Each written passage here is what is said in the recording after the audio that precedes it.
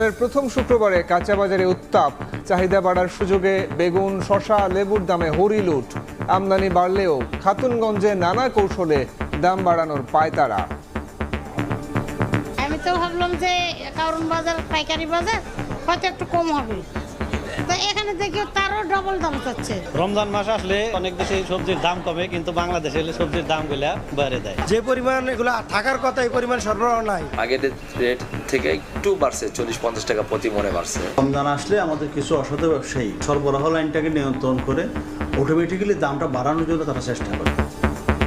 রফতানি বাড়িয়ে বাণিজ্য খাতের চ্যালেঞ্জ মোকাবেলা করবে সরকার। গতানুগতিক নয়, জনগণের কাছে সুফল পৌঁছে দেওয়ার বাজেট করতে চান অর্থমন্ত্রী।